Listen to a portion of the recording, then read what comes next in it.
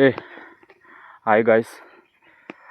So ಇದೇನು ಮಾವಿನ ಗಿಡ ಇದೆ, ಇದು ನಾನು ಆಲ್ಮೋಸ್ಟ್ ಡಿಗ್ರಿ ಫಸ್ಟ್ ಇಯರಲ್ಲಿ ಇದ್ದಾಗ ತಂದು ಹಾಕಿದ್ದು ಅನಿಸುತ್ತೆ. ಲಾಸ್ಟ್ ಟೈಮ್ 1 ಅಥವಾ 2 ಹಣ್ಣು ಬಿಟ್ಟಿತ್ತಷ್ಟೇ. ಈ ಸಲ ಫುಲ್ ಫ್ಲವರ್ ಆಗಿದೆ. ಒಟ್ಟು 3 ಗಿಡ ನಾನು ತಂದಿದ್ದು. ಸೊ ಇಲ್ಲೊಂದಿದೆ. ಇದು ಲಾಸ್ಟ್ ಟೈಮ್ ಹೂವು ಏನು ಆಗಿರಲಿಲ್ಲ, ಈ ಸಲ ಹೂವು ಆಗಿದೆ. ಇದು ಕೂಡ ಹೂವು ಚೆನ್ನಾಗಿದೆ. ಸೊ ಇಲ್ಲೊಂದಿದೆ,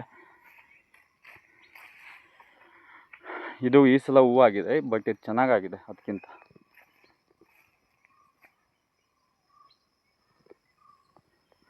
ಸೊ ನಮ್ಮ ತೋಟದಲ್ಲಿ ಬದನಲ್ಲಿ ಎಬ್ಬೇವು ಕೂಡ ಇದೆ.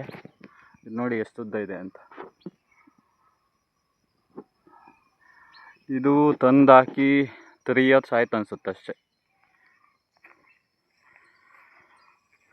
ಆ್ಯಂಡ್ ರಾಮಫಲ ಇದೆ. ಇದೆಲ್ಲ ಇದನ್ನ ಜಸ್ಟ್ 1.5 year ಆಯ್ತು ಅನ್ಸುತ್ತೆ. ಕಸಿ ಗಿಡ ಇದು. ಫ್ಲವರ್ ಆಗಿತ್ತು ಲಾಸ್ಟ್ ಟೈಮು, ಬಟ್ ಏನೋ ಹಣ್ಣಂತೂ ಸಿಕ್ಕಿಲ್ಲ ಕೈಗೆ. ಈ ಸಲ ನೋಡ್ಬೇಕು ಏನಾಗುತ್ತೆ ಅಂತ.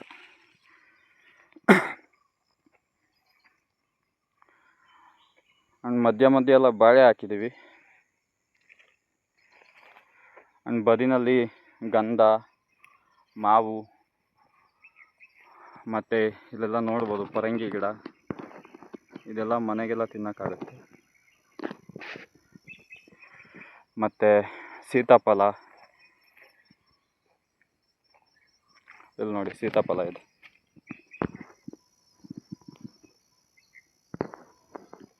ಪಕ್ಕದಲ್ಲೇ ಟೀಕ್ ಇದೆ.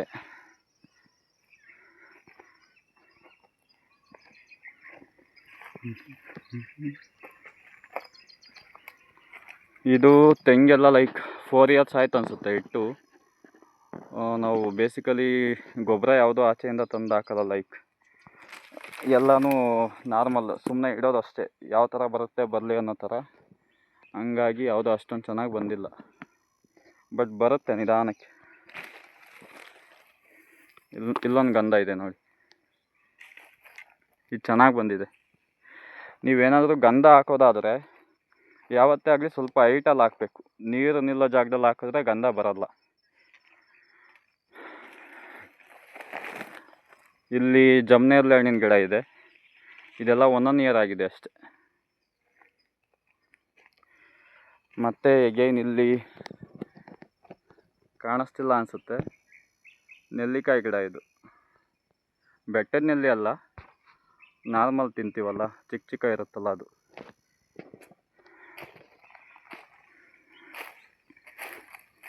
ಇವಾಗ ತುಂಬ ಜನಕ್ಕೆ ಏನಂದರೆ ಬರೀ ತೆಂಗಿರುತ್ತೆ, ತೆಂಗಿನ ಮಧ್ಯ ಏನು ಹಾಕ್ಬೋದು ಅಂತ. ತೆಂಗಿನ ಮಧ್ಯ ಬಟರ್ ಫ್ರೂಟು ತುಂಬ ಚೆನ್ನಾಗಿ ಬರುತ್ತೆ. ಆ್ಯಂಡ್ ಅದ್ರದ್ದು ಎಲೆ ಎಲ್ಲ ಗೊಬ್ಬರನೂ ಆಗುತ್ತೆ. ಸೊ 4 ತೆಂಗಿನ ಗಿಡದ ಮಧ್ಯೆ ಒಂದೊಂದು ಬಟರ್ ಫ್ರೂಟ್ ಹಾಕಿದ್ವಿ. ಇದೆಲ್ಲ 2 years ಆಯ್ತು ಅನಿಸುತ್ತೆ, ಚೆನ್ನಾಗಿ ಬಂದಿದೆ ಇದು. ಮತ್ತು ಸಪೋಟ ಹಾಕಿದ್ದೀವಿ. 4 ಗಿಡದ ಮಧ್ಯೆ ಒಂದು ಸಪೋಟ.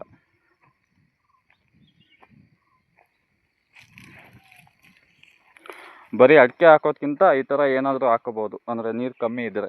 ನೀರಿರೋ ಜಾಗದಲ್ಲಿ ಅಡಿಕೆ ಹಾಕ್ಬೋದು. ಇದು ನೋಡಿ, ಇದು ಎಲ್ಲ 2 year ಆಗಿದೆ. ಮತ್ತು ಇಲ್ಲಿ ಮತ್ತೆ ಸಪೋಟನೇ ಬರುತ್ತೆ.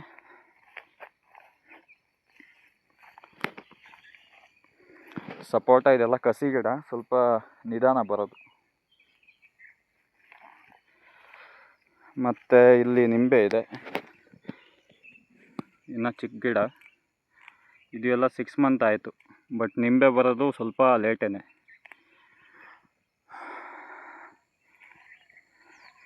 ಇದು ಎಲ್ಲ ನೋಡಿ 5 year ಆಯಿತು, ಬಟ್ ಇದೆಲ್ಲ ಚೆನ್ನಾಗಿ ಬಂದಿದೆ, ಫಸಲಾಗಿದೆ ಅಲ್ಲ.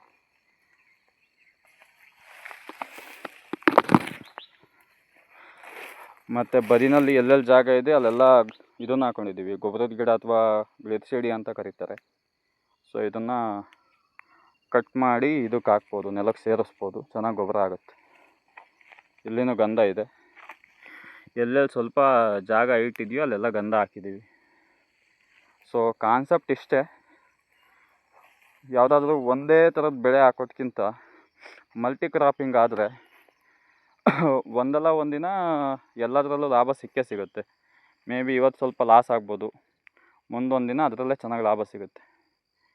ಸೊ ಒಂದೇ ಥರದ್ದು ಹಾಕೋದ್ಕಿಂತ ಯಾವತ್ತೇ ಆಗಲಿ ಮಲ್ಟಿ ಕ್ರಾಪ್ ಹಾಕೊಂಡ್ರೆ ನಮಗೆ ಒಳ್ಳೆಯದು. ಓಕೆ, ಇನ್ನೊಂದು ದಿನ ಸಿಗುವ. ಬಾಯ್.